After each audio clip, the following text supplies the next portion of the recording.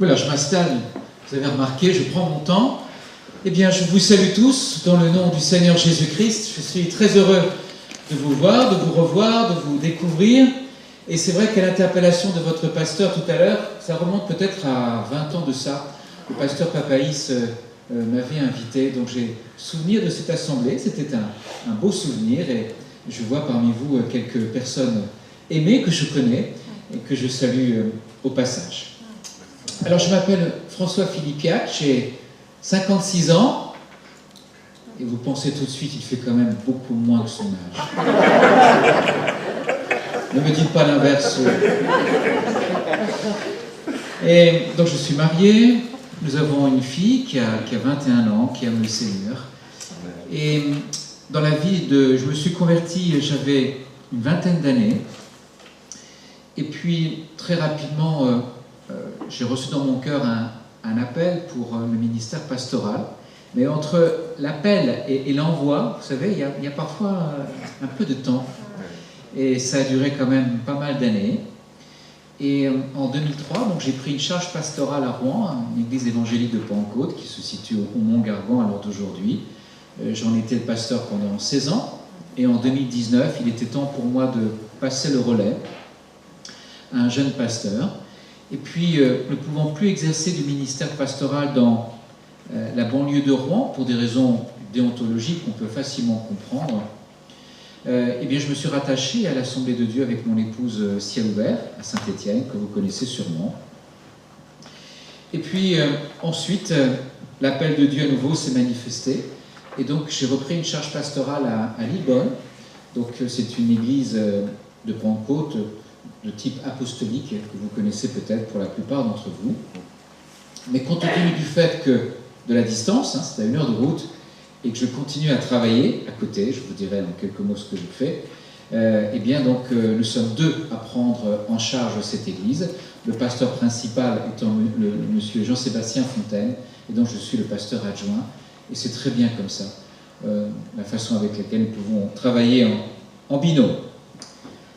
Alors, je suis enseignant, donc je donne des cours de droit à l'université, au Greta aussi, et j'étais avocat pendant très longtemps. Et donc, j'ai cessé mon activité il y a 1 an de ça. Mon épouse a un métier très flatteur, puisqu'elle travaille dans l'administration fiscale, prie pour elle. Elle vous aime. Peut-être de trop, vous allez dire. Mais elle fait son métier, elle rend à César ce qui est à César, et c'est très bien ainsi. Et ma fille donc, est dans le milieu social, elle est monitrice éducatrice, elle a travaillé parmi les enfants pendant quelques années, et maintenant elle travaille dans un CHRS, un centre d'hébergement et de réinsertion sociale de l'Armée du Salut, que vous connaissez bien, qui est à Louviers. Voilà, je crois que j'ai fait à peu près le tour, et je remercie encore votre pasteur de son invitation dans le cadre de cette semaine bien particulière, puisque vous allez avoir, je ne sais pas si c'est la joie, vous me le direz peut-être à la sortie, ou de me revoir effectivement au cours de cette semaine pour intervenir sur la thématique de l'amour. Mais aujourd'hui, le verset clé qui m'a été transmis par votre pasteur est un verset que nous connaissons, j'allais dire, quasiment par cœur, les uns les autres. C'est chercher tout d'abord, ou prioritairement, le royaume de Dieu et sa justice, et tout le reste vous sera donné par-dessus tout. Vous connaissez ce verset. Nous allons le relire ensemble, en commençant donc dans l'évangile de Matthieu, au chapitre 6, à partir du verset 28.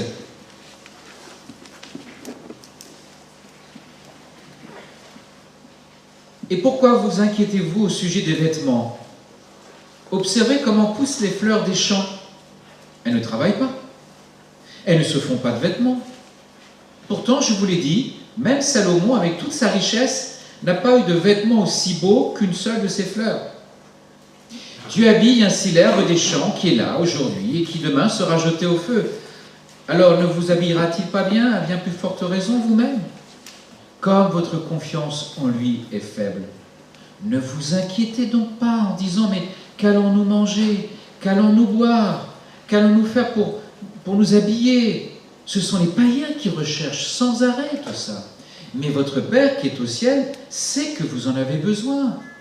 Et alors, dans la version français courant, verset 33, le verset clé qui nous intéresse aujourd'hui, préoccupez-vous d'abord du royaume de Dieu. C'est plus fort peut-être que chercher. Préoccupez-vous d'abord du royaume de Dieu et de la vie juste qu'il demande, et Dieu vous accordera aussi tout le reste.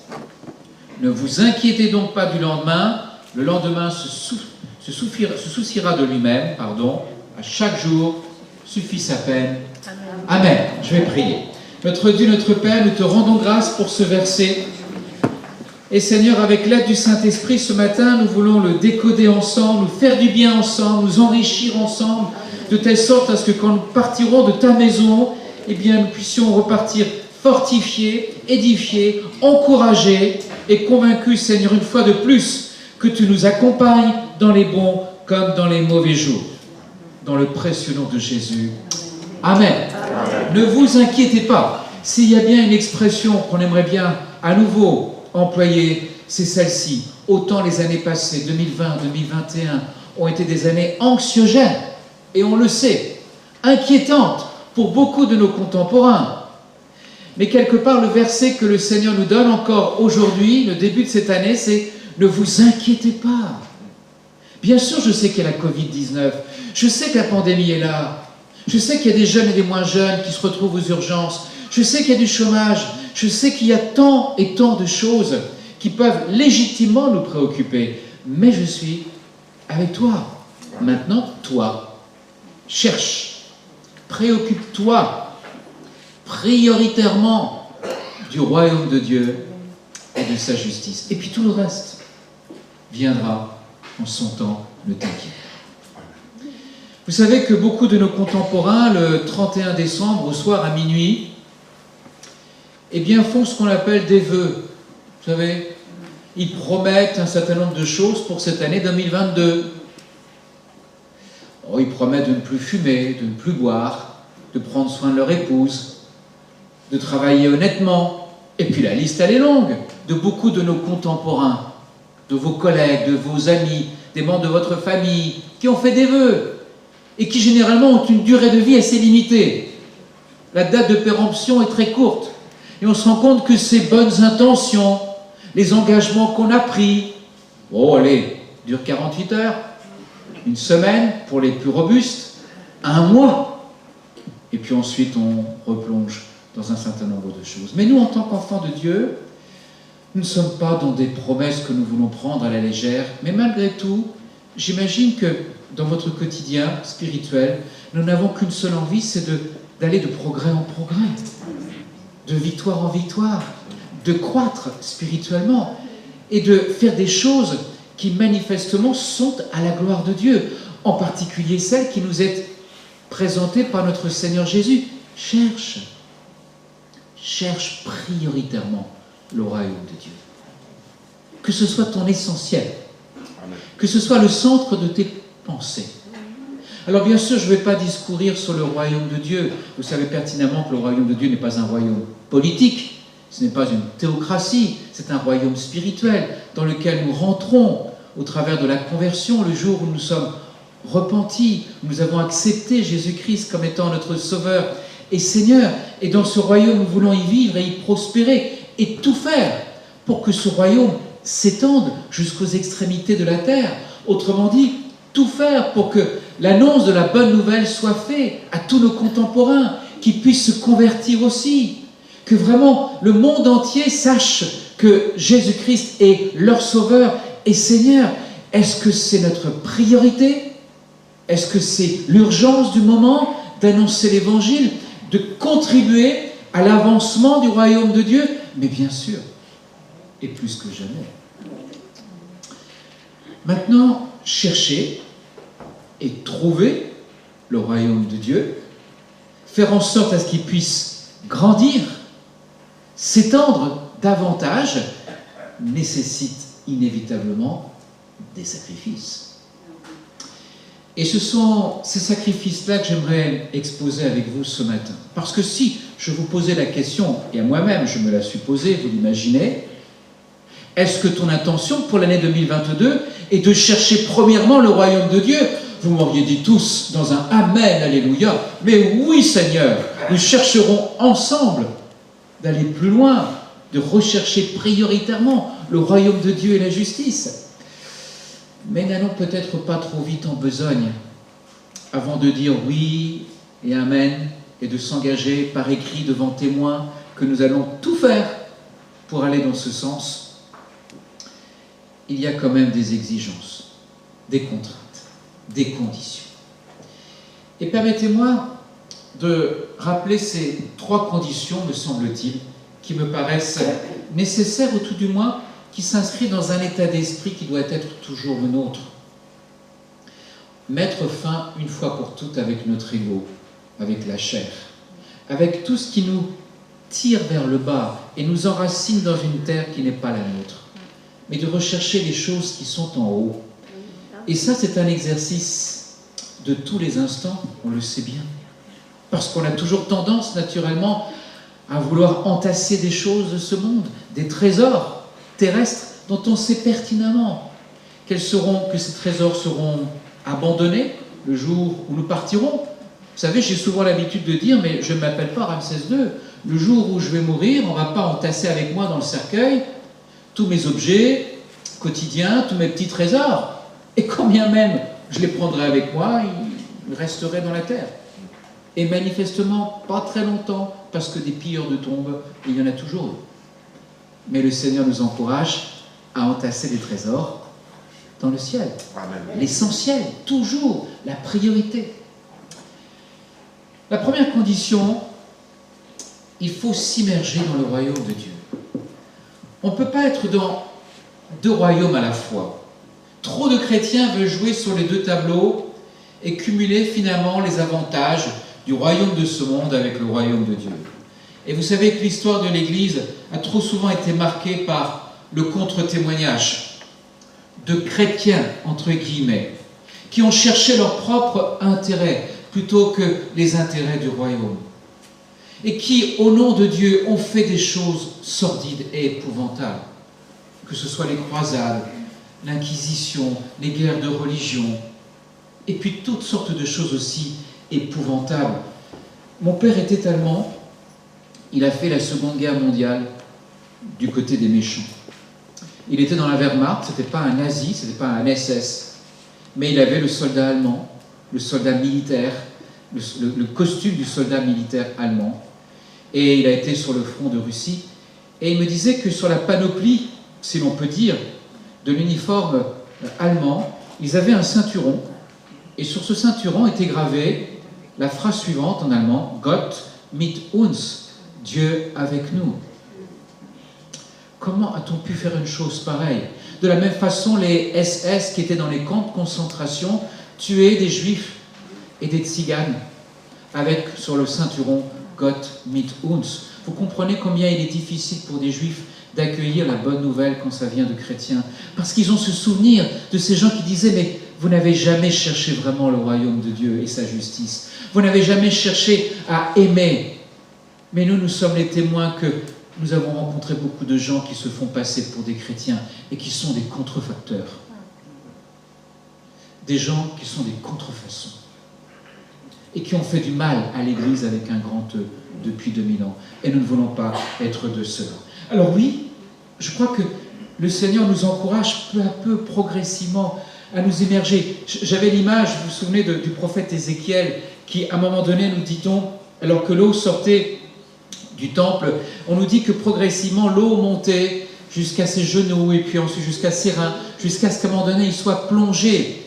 Et c'est une belle métaphore de la présence de Dieu. Et nous savons que quand on cherche le royaume de Dieu, quand on veut aller dans ce cœur à cœur avec le Seigneur, c'est un exercice progressif. Nous le savons. Même si la conversion peut être radicale et rapide, mais nous savons que ce processus de sanctification, d'écoute du Saint-Esprit, ça prend du temps, ça prend de l'énergie, ça coûte. Et je crois que c'est important. Quand on dit je recherche la présence de Dieu, je recherche le royaume de Dieu, c'est ma priorité, et bien ça prend du temps avec soi-même. Parce que mourir à soi-même, ça prend du temps aussi, parce qu'on le sait bien. Il y a des choses encore dans nos vies qui ne sont pas la gloire de Dieu. tout cas, moi, c'est clair. Si vous voulez avoir la liste de mes défauts, je vous envoie vers mon épouse. Elle l'a. Et elle l'actualise tous les jours. Et elle est longue. Alors c'est vrai que nous devons nous immerger dans le royaume de Dieu. Aller de progrès en progrès. De faire en sorte à ce qu'effectivement le Saint-Esprit, peu à peu, nous convainc d'aller plus loin avec lui, sans jamais nous contenter de ce que nous sommes. Parce qu'à bien des égards, nous pouvons être ralentis dans cette quête par la peur et la facilité. Cherchez d'abord. C'est inévitablement une action positive, une action quasi physique, hein, où on doit chercher jusqu'à ce que l'on trouve. Il y a de l'obstination, il y a de la persévérance dans le mot chercher ou préoccuper. Et dans ces domaines-là, c'est vrai que lorsque tant de choses se déroulent devant nos yeux, nous pouvons être affolés, inquiets, préoccupés par autre chose. La préservation de mon travail. Est-ce que l'entreprise survivra à la Covid-19 ? Les problèmes de santé que nous pouvons avoir, ou nos proches, et qui nous polarisent dans ce sens-là. La conversion de nos enfants, bien sûr, c'est une préoccupation fondamentale. Mais au-delà de cela, il y a tant de choses qui, parfois même, polluent notre esprit, des pensées qui vont et qui viennent, et qui nous empêchent, finalement, de rechercher l'essentiel. Nous sommes des chrétiens en marche, mes amis. Nous sommes des chrétiens en recherche. Nous sommes des chrétiens qui nous préoccupons du royaume de Dieu. Nous ne sommes pas des chrétiens qui nous contentons simplement de ce que nous avons, en voyant le royaume de Dieu comme étant un royaume un peu lointain, qui ne correspondrait pas forcément à nos préoccupations premières. Nous ne sommes pas des chrétiens plagistes. Vous savez ce que c'est que des plagistes ? Ce sont des gens qui font en sorte à ce que ceux qui sont sur la plage puissent avoir tout ce qu'il leur faut. Crème bronzante, un petit siège, ou un petit parasol, ou que sais-je. Le plagiste ne va jamais dans la mer. Ce n'est pas son métier. Son métier, c'est de rester sur la plage, à s'occuper des clients. Mais si la haute mer, c'est le royaume de Dieu, alors si nous nous contentons d'être plagistes, on n'est pas dans ce que nous devrions être et à l'endroit où nous devrions être. Lorsque notre Seigneur Jésus a encouragé les disciples à aller en pleine mer, à prendre des risques, à sortir de notre zone de sécurité, eh bien ça nous renvoie aussi à ça. Parce que chercher le royaume de Dieu, c'est prendre des risques, c'est sortir de notre zone de sécurité. C'est refuser de nous contenter simplement d'une petite foi tiède, agréable, sympathique. On se retrouve en famille le dimanche matin à l'église et en semaine, ce qui est excellent. Mais ne nous contentons pas. Le Saint-Esprit va nous interpeller. Va plus loin. Ne te contente pas de tes acquis. Cherche davantage à rentrer dans mon royaume, dans ma seigneurie, à obéir à tous mes commandements. Quand on est dans un royaume, on obéit au roi. Et le roi fixe des commandements, des ordres, des interdits. Et on aime le roi. Alors on va lui obéir. Et il faut bien reconnaître que parfois, entre le royaume de Dieu et ses exigences, et mon petit royaume personnel, qu'on sait coucouner, qu'on sait constituer, eh bien, parfois, on est tenté d'y demeurer, sans se sentir obligé d'aller plus loin, toujours plus loin. Parce que, finalement, c'est ce que le Seigneur nous demande, d'aller en avant, de nous dépasser.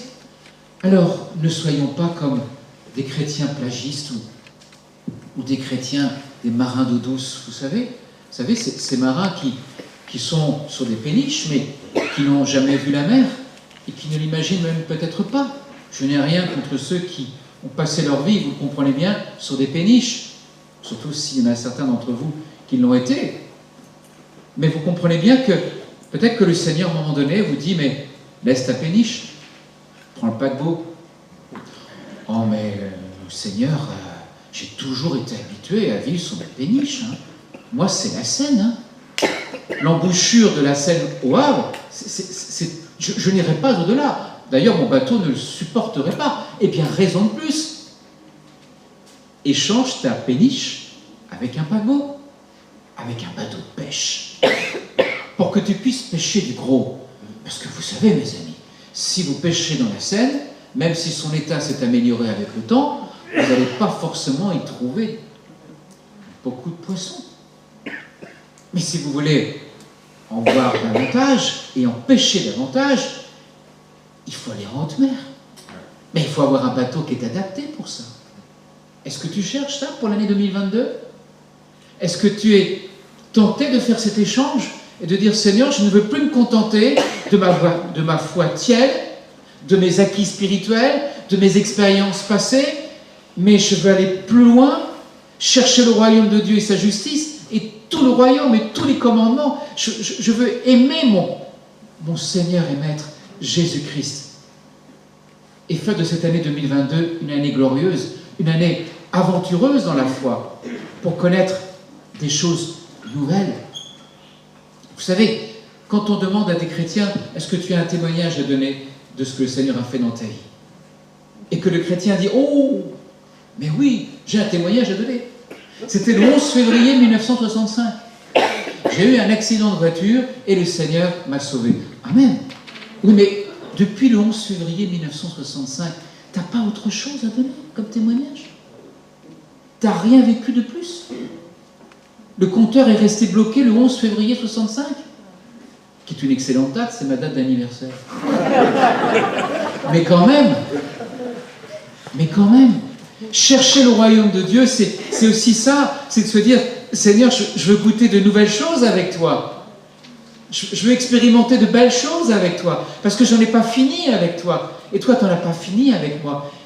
Alors oui, je veux aller en eau profonde, je veux chercher, trouver, m'immerger dans ce royaume, et faire en sorte à ce que toute mon énergie soit mobilisée pour que ce royaume s'étende de plus en plus.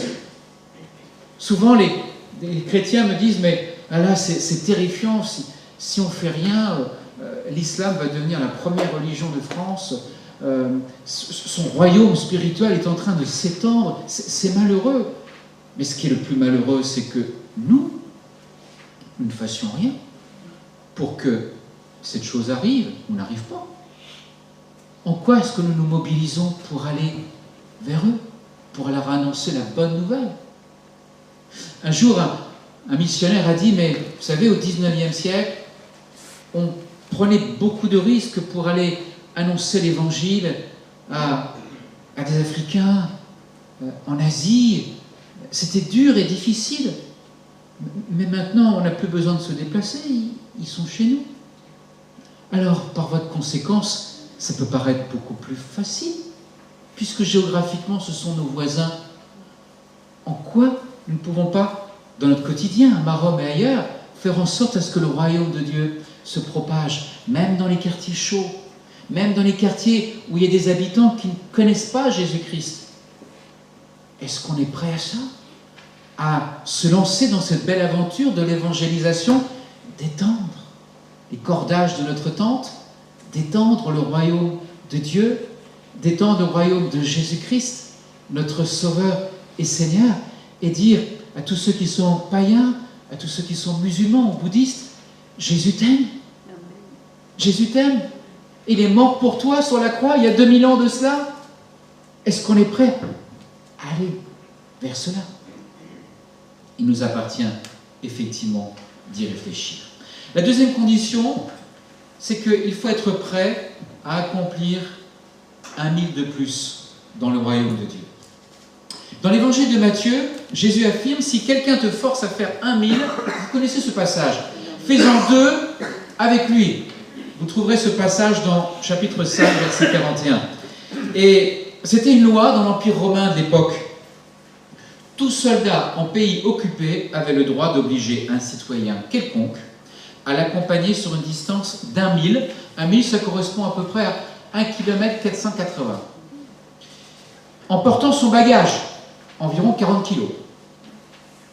Et cette pratique semble venir des Perses qui, sous le règne du roi Cyrus, développèrent le premier système de courrier postal de l'histoire en établissant des relais de poste où les messagers échangeaient leur monture. Et si le messager qui devait reprendre le courrier venait à manquer, toute personne qui passait près du relais pouvait être réquisitionnée pour effectuer le prochain trajet. Et c'est vrai que pour le juif patriote de l'époque, c'était profondément humiliant que de porter les bagages du soldat romain. Mais il le faisait, sous peine d'être puni.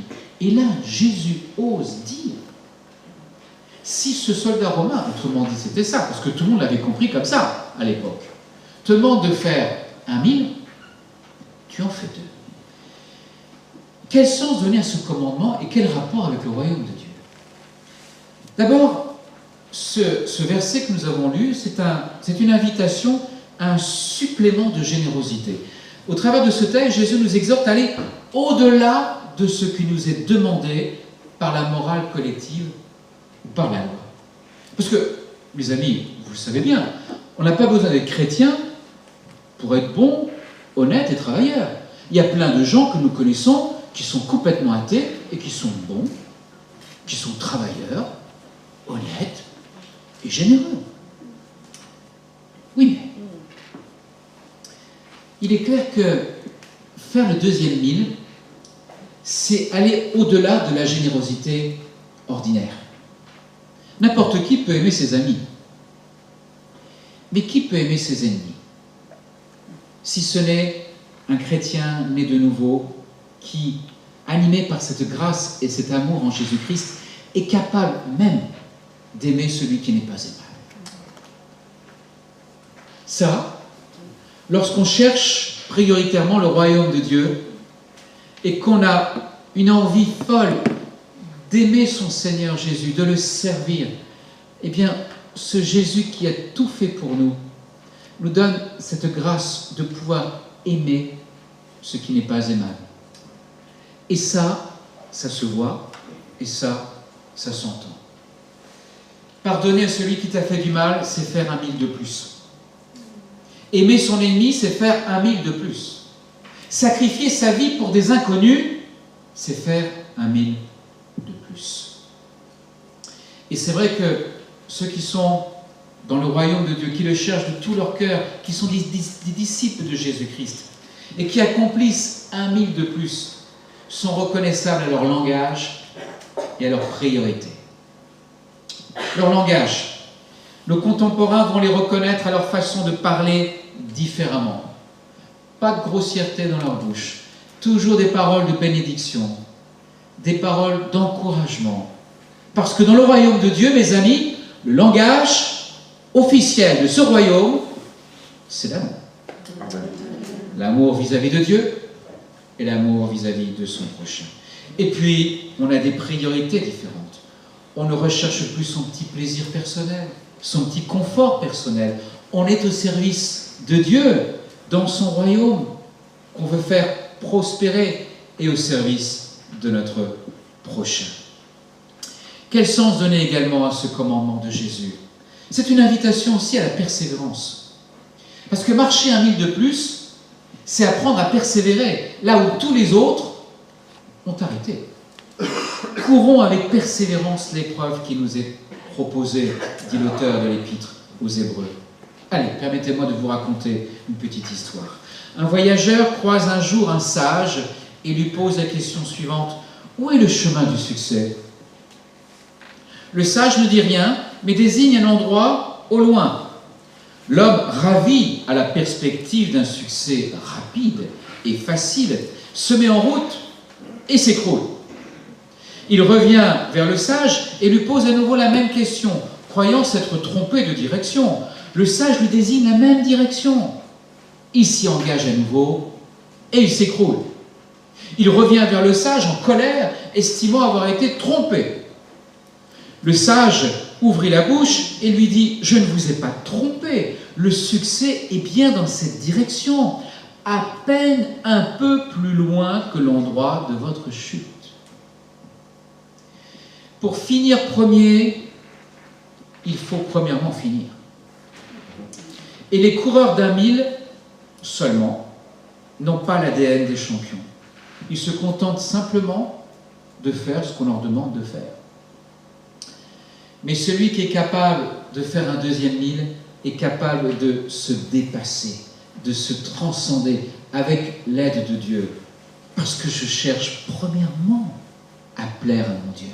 Parce que je cherche premièrement à l'aimer, à l'adorer et à le servir. Parce que je cherche premièrement le bonheur de mes contemporains avant le mien. Parce que je cherche premièrement ce qui va quelque part me dépasser et qui restera là même après ma mort. Parce que ce qui est important aussi, c'est que notre vie ne soit pas inutile, bien sûr, qu'elle ait du sens. Et elle aura d'autant plus de sens que vous pourrez ainsi commencer des choses qui seront poursuivies par d'autres au travers du témoignage et de l'œuvre que vous avez commencée. Mais parce que votre seule vision, votre seule sainte obsession, c'était d'abord la gloire de Dieu, de chercher le royaume, son royaume et la justice. Troisième condition, et ce n'est pas forcément la meilleure, si l'on peut dire, ou tout du moins la plus redoutable, il faut être prêt à sacrifier sa vie pour Christ. Vous voulez chercher le royaume de Dieu et sa justice? Vous voulez le chercher avec vraiment le courage, avec détermination pour cette année 2022? Attention, mes amis. On sait que derrière cette recherche de vouloir servir le Seigneur, ça peut vous coûter beaucoup plus cher que vous ne le pensiez. Est-ce que nous sommes prêts à ça? Souvenez-vous le jour de votre baptême. Le pasteur qui vous a baptisé vous a certainement rappelé la chose, en vous rappelant que es-tu décidé à suivre Jésus dans les bons comme dans les mauvais jours, jusqu'à ce qu'il te reprenne? Et puis bien sûr, dans l'enthousiasme du moment, vous avez dit « Oui Seigneur, je te suivrai dans les bons et dans les mauvais jours. » Vous avez fait alliance, sorte de mariage. Vous savez, c'est les mêmes choses finalement qu'on demande à un homme et une femme le jour où ils se marient. Est-ce que les devoirs de fidélité, d'assistance, de secours, il faut que vous les respectiez jusqu'à ce que la mort vous sépare? Mais est-ce qu'on a bien compris à l'époque tout ce que cela impliquait pour nos vies quand on a dit oui? Oui, Seigneur, je te chercherai prioritairement. Oui, Seigneur, je ferai tout pour faire avancer le royaume de Dieu. Oui, j'annoncerai ta parole, cette bonne nouvelle, dans les bons comme dans les mauvais jours, qu'il y ait de la persécution ou qu'il ne l'ait pas, je resterai debout. Bien des chrétiens dans l'histoire de l'Église ont abandonné toute prétention personnelle pour s'abandonner entre les mains de Dieu. Et pour certains d'entre eux, se donner même comme un sacrifice sur l'autel de la foi en Jésus-Christ. Mais comment ces chrétiens du royaume de Dieu trouvent-ils la force de se sacrifier? D'abord, dans la foi passionnée en Jésus-Christ. Vous connaissez tous par cœur Jean 3,16. Car Dieu a tant aimé le monde.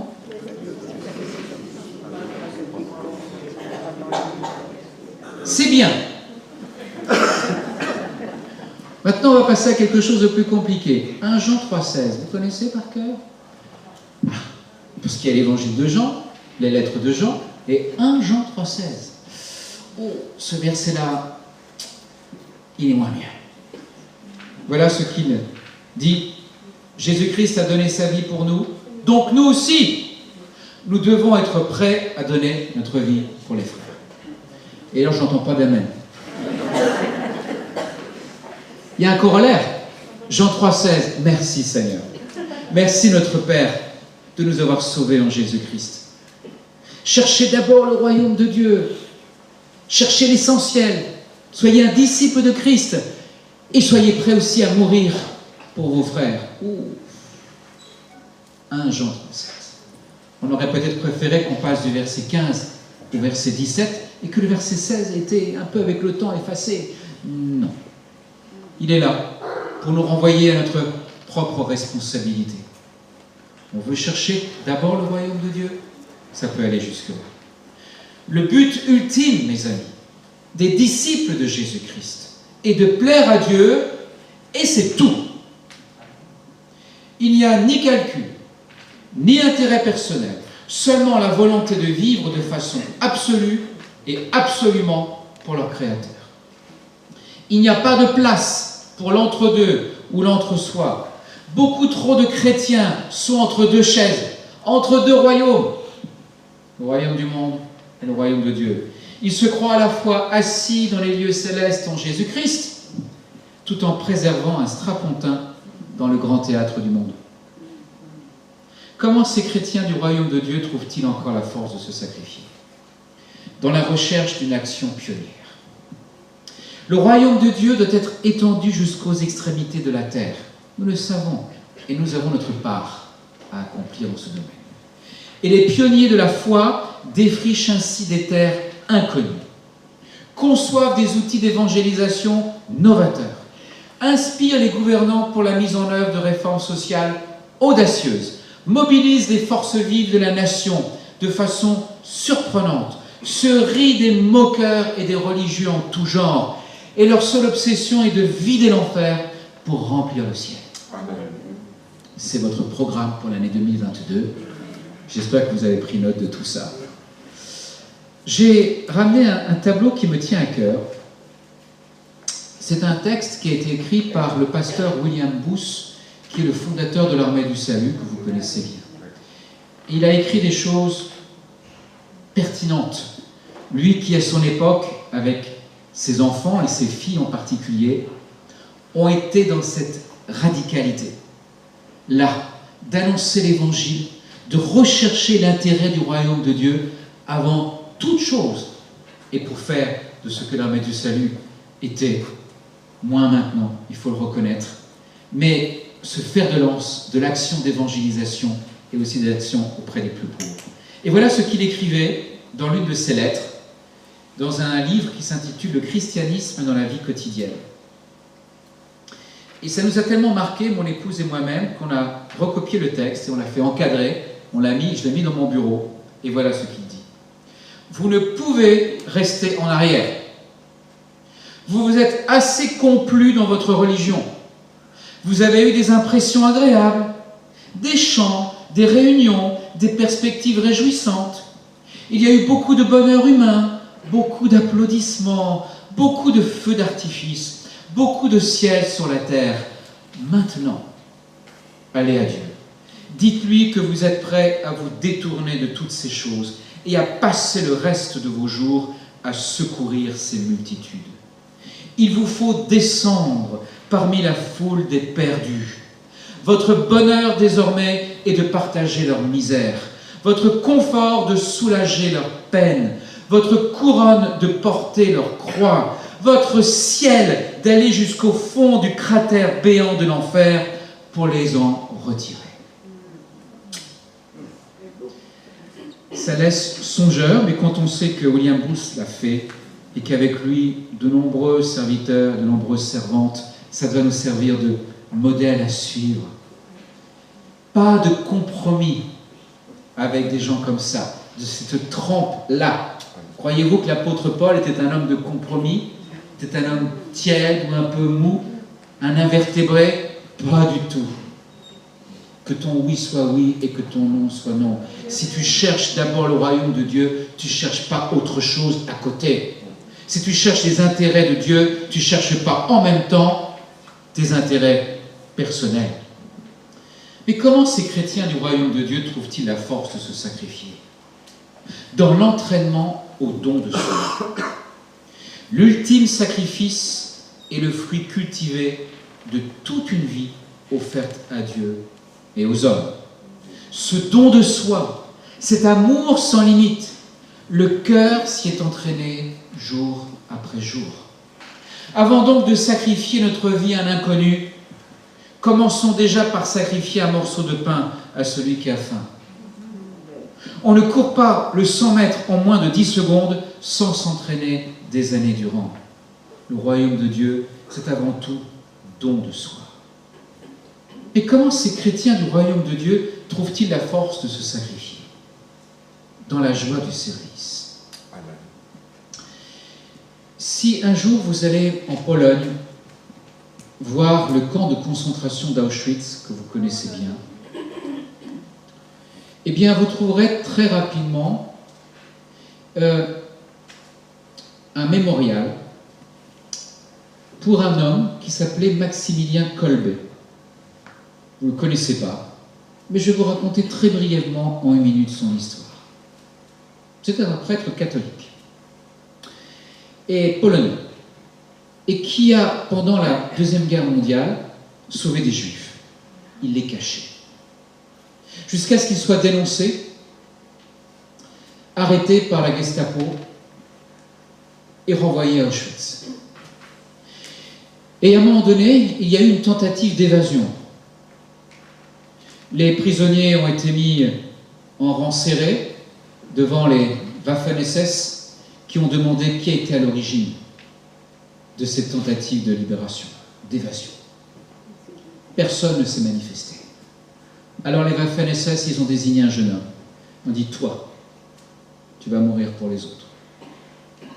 Et cet homme a commencé à crier, à pleurer, je suis marié, j'ai des enfants, pitié. Et ce prêtre est à côté de lui, Maximilien Kolbe. Il interpelle le Waffen-SS et dit, je veux le remplacer. Il est jeune, il est marié, il a des enfants, je veux mourir à sa place. Ok. Et cet homme a été mis dans ce qu'on appelle la cellule de la faim. On l'a mis avec d'autres, jusqu'à ce qu'il meure de faim. Mais le souvenir est resté de cet homme qui a sacrifié sa vie pour un inconnu. Il ne connaissait pas cet homme. Mais qui peut faire ça? Si ce n'est quelqu'un qui s'est entretenu toute sa vie à l'amour de Dieu et à l'amour de son prochain, à servir et à servir au point de s'oublier soi-même. Et cet homme, Maximilien Kolbe, a écrit cela. Seigneur Jésus, je pense que tu en as assez de ces chrétiens qui parlent de service avec des airs de capitaine, qui disent te connaître avec des airs de professeur, et qui te louent avec des airs de croque-mort. C'est dur, mais je crois que quelque part, il avait raison de nous renvoyer à cette exigence, celle de servir sans compromis notre Dieu et notre Père. Mais je veux maintenant terminer bientôt. Comment ces chrétiens du royaume de Dieu trouvent-ils enfin la force de se sacrifier dans la joie même du sacrifice? La mort des martyrs est le fruit d'une vie donnée. Elle vient d'un cœur entraîné au don de soi. L'oubli de soi coûte tout, mais obtient tout. Jésus a donné sa vie pour nous, et nous devons nous aussi donner notre vie pour nos frères. 1 Jean 3,16. Le disciple ne se donne pas la mort, il donne sa vie. Est-ce qu'au cours de cette année 2022, on veut donner notre vie? Chercher d'abord le royaume de Dieu, ça peut aller jusque-là. Sommes-nous prêts à ça? Et tout le reste sera donné par-dessus tout. Alors, bien sûr, tout le reste, Jésus l'a dit, le pain, l'eau, le vêtement, mais au-delà de cela, cette présence de notre Seigneur Jésus. Parce qu'il l'a dit, comme une promesse, je serai avec vous tous les jours. Tous les jours. Et je veux croire, et nous croyons que c'est le cas, dans les bons jours comme dans les mauvais. Alors mes amis, et je veux terminer là-dessus, est-ce que pour cette année 2022 qui débute là, votre objectif premier, au travers de tout ce que j'ai pu vous rappeler, et au travers de ce que je me suis rappelé à moi-même, reste et demeure, cherchons ensemble, trouvons, et impliquons-nous dans ce royaume de Dieu qui doit avancer, qui ne doit pas reculer, parce que la lumière est plus forte que les ténèbres. Alors, cessons de vouloir constater que les ténèbres avancent, qu'il y a de plus en plus d'injustice, qu'il y a de plus en plus d'occultisme, qu'il y a de plus en plus de violence en tout genre. Ça, les ténèbres, on connaît. Mais il est temps maintenant de rechercher à étendre la lumière. À Rome, dans la région de Rouen. Les gens sont dans les ténèbres. Chercher le royaume de Dieu, c'est ça aussi. Est-ce que vous êtes prêts à le chercher, à le trouver, à vous y émerger, à faire 1000 de plus, voire même à sacrifier ce qui vous coûte le plus sur l'autel de la foi, sachant que ce que vous sacrifiez n'est rien par rapport à ce que nous recevons en retour. Cet amour de Dieu, sa présence et cette réalité que notre vie sur cette terre aura eu du sens parce qu'on aura produit les fruits escomptés, pas pour notre gloire, mais pour la gloire de Dieu et au service de notre prochain. Je vais prier.